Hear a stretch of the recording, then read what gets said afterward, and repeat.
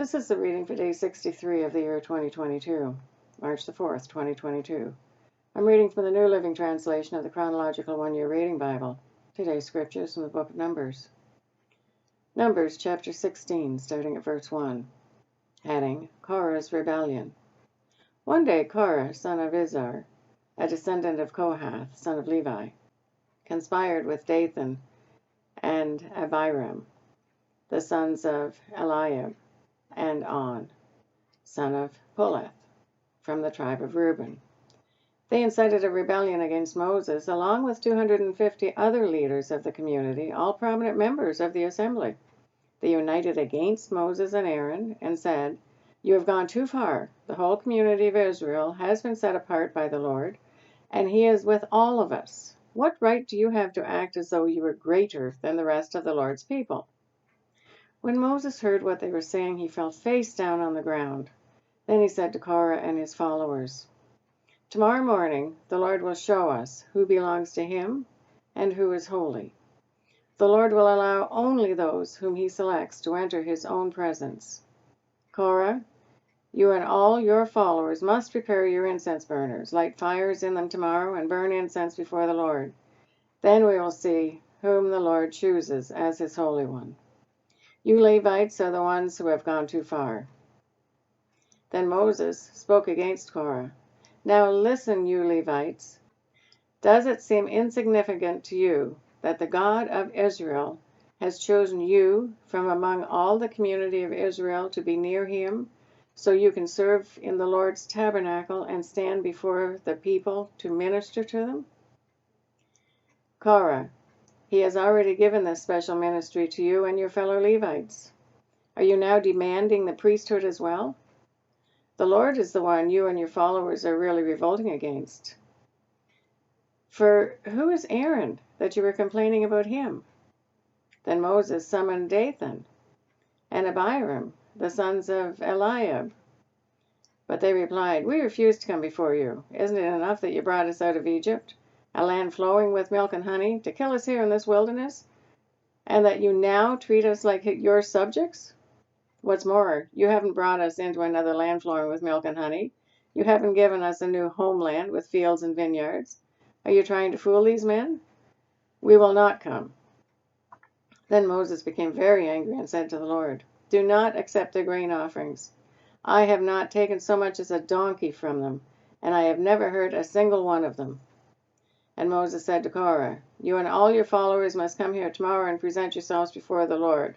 Aaron will also be here. You and each of your 250 followers must prepare an incense burner and put incense on it, so you can all present them before the Lord. Aaron will also bring his incense burner." So each of these men prepared an incense burner, lit the fire, and placed incense on it. Then they all stood at the entrance of the tabernacle with Moses and Aaron. Meanwhile, Korah had stirred up the entire community against Moses and Aaron, and they all gathered at the tabernacle entrance. Then the glorious presence of the Lord appeared to the whole community, and the Lord said to Moses and Aaron, "Get away from all these people, so that I may instantly destroy them." But Moses and Aaron fell face down on the ground. "O God," they pleaded, "you are the God who gives breath to all creatures. Must you be angry with all the people when only one man sins?" And the Lord said to Moses, "Then tell all the people to get away from the tents of Korah, Dathan, and Abiram." So Moses got up and rushed over to the tents of Dathan and Abiram, followed by the elders of Israel. "Quick," he told the people, "get away from the tents of these wicked men, and don't touch anything that belongs to them. If you do, you will be destroyed for their sins." So all the people stood back from the tents of Korah, Dathan, and Abiram. Then Dathan and Abiram came out and stood at the entrances of their tent, together with the wives and children and little ones. And Moses said, "This is how you will know that the Lord has sent me to do all these things that I have done. For I have not done them on my own. If these men die a natural death, or if nothing unusual happens, then the Lord has not sent me. But if the Lord does something entirely new, and the ground opens its mouth and swallows them and all their belongings, and they go down alive into the grave, then you will know that these men have shown contempt for the Lord."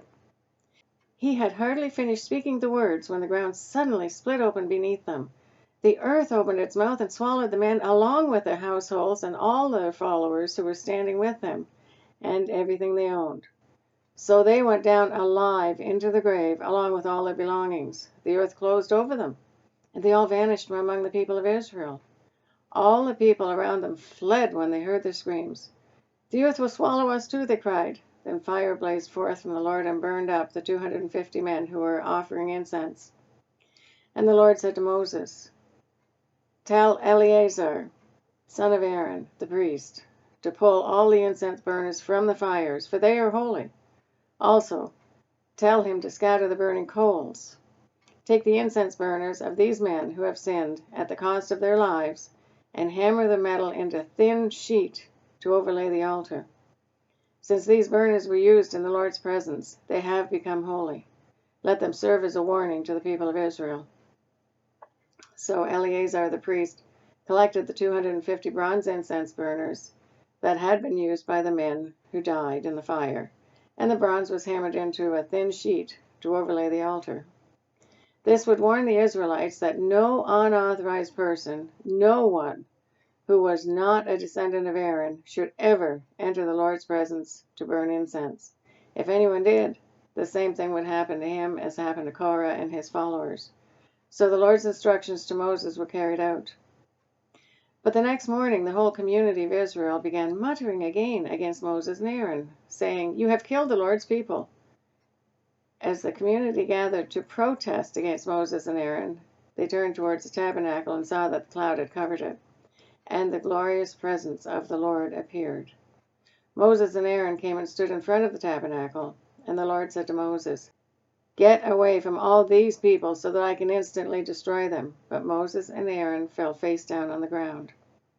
And Moses said to Aaron, "Quick, take an incense burner and place burning coals on it from the altar. Lay incense on it, carry it out among the people to purify them and make them right with the Lord.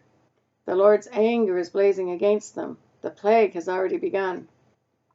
Aaron did as Moses told him and ran out among the people. The plague had already begun to strike down the people, but Aaron burned the incense and purified the people. He stood between the dead and the living, and the plague stopped.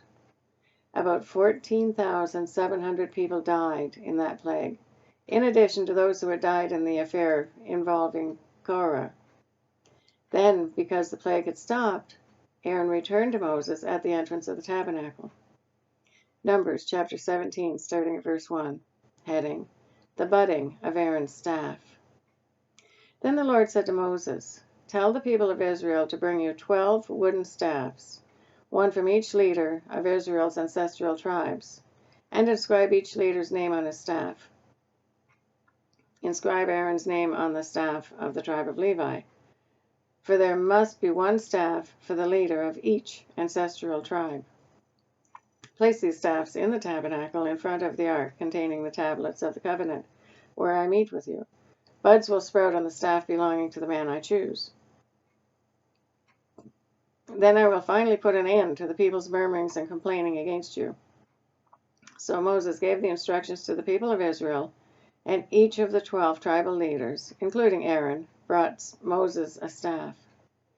Moses placed the staffs in the Lord's presence in the tabernacle of the covenant. When he went into the tabernacle of the covenant the next day, he found that Aaron's staff, representing the tribe of Levi, had sprouted, budded, blossomed, and produced ripe almonds. When Moses brought all the staffs out from the Lord's presence, he showed them to the people. Each man claimed his own staff, and the Lord said to Moses, "Place Aaron's staff permanently before the Ark of the Covenant to serve as a warning to rebels. This should put an end to their complaints against me and prevent any further deaths." So Moses did as the Lord had commanded. Then the people of Israel said to Moses, "Look, we are doomed. We are dead. We are ruined. Everyone who even comes close to the tabernacle of the Lord dies. Are we all doomed to die?" Numbers chapter 18, starting at verse 1. Heading, Duties of Priests and Levites. Then the Lord said to Aaron, "You, your sons, and your relatives from the tribe of Levi will be held responsible for any offenses related to the sanctuary. But you and your sons alone will be held responsible for violations connected with the priesthood. Bring your relatives of the tribe of Levi, your ancestral tribe, to assist you and your sons as you perform the sacred duties in front of the tabernacle of the covenant. But as the Levites go about all their assigned duties at the tabernacle, they must be careful not to go near any of the sacred objects or the altar. If they do, both you and they will die. The Levites must join you in fulfilling the responsibilities for the care and maintenance of the tabernacle, but no unauthorized person may assist you. You yourselves must perform the sacred duties inside the sanctuary and at the altar. If you follow these instructions, the Lord's anger will never again blaze against the people of Israel. I myself have chosen your fellow Levites from among the Israelites to be your special assistants. They are a gift to you, dedicated to the Lord for the service in the tabernacle. But you and your sons, the priests, must personally handle all the priestly rituals associated with the altar and with everything behind the inner curtain. I am giving you the priesthood as your special privilege of service. Any unauthorized person who comes too near the sanctuary will be put to death. Heading: Support for the priests and Levites. The Lord gave these further instructions to Aaron. I myself have put you in charge of all the holy offerings that are brought to me by the people of Israel. I have given all these consecrated offerings to you and your sons as your permanent share. You are allotted the portion of the most holy offerings that is not burned on the fire. This portion of all the most holy offerings, including the grain offerings, sin offerings, and guilt offerings, will be most holy, and it belongs to you and your sons. You must eat it as a most holy offering. All the males may eat of it, and you must treat it as most holy. All the sacred offerings and special offerings presented to me when the Israelites lift them up before the altar also belong to you.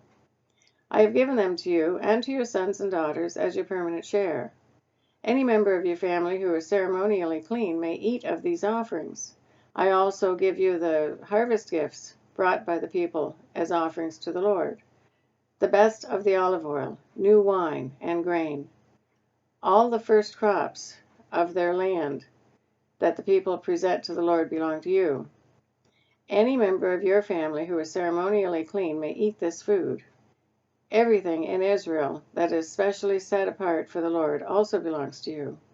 The firstborn of every mother, whether human or animal, that is offered to the Lord will be yours. But you must always redeem your firstborn sons and the firstborn of ceremonially unclean animals. Redeem them when they are 1 month old. The redemption price is 5 pieces of silver, as measured by the weight of the sanctuary shekel, which equals 22 gerahs. However, you may not redeem the firstborn of cattle, sheep, or goats. They are holy and have been set apart for the Lord. Sprinkle their blood on the altar and burn their fat as a special gift, as pleasing aroma to the Lord. The meat of these animals will be yours, just like the breast and the right thigh that are presented by lifting them up as a special offering before the altar. Yes, I am giving you all these holy offerings that the people of Israel bring to the Lord. They are for you and your sons and daughters to be eaten as your permanent share. This is an eternal and unbreakable covenant between the Lord and you, and it also applies to your descendants. And the Lord said to Aaron, You priests will receive no allotment of land or share of property among the people of Israel. I am your share and your allotment. As for the tribe of Levi, your relatives, I will compensate them for their service in the tabernacle. Instead of an allotment of land, I will give them the tithes from the entire land of Israel. From now on, no Israelites except priests or Levites may approach the tabernacle. If they come too near, they will be judged guilty and will die. Only the Levites may serve at the tabernacle, and they will be held responsible for any offenses against it. This is a permanent law for you, to be observed from generation to generation. The Levites will receive no allotment of land among the Israelites, because I have given them the Israelites' tithes, which have been presented as sacred offerings to the Lord. This will be the Levite share. That is why I said they would receive no allotment of land among the Israelites. The Lord also told Moses, Give these instructions to the Levites.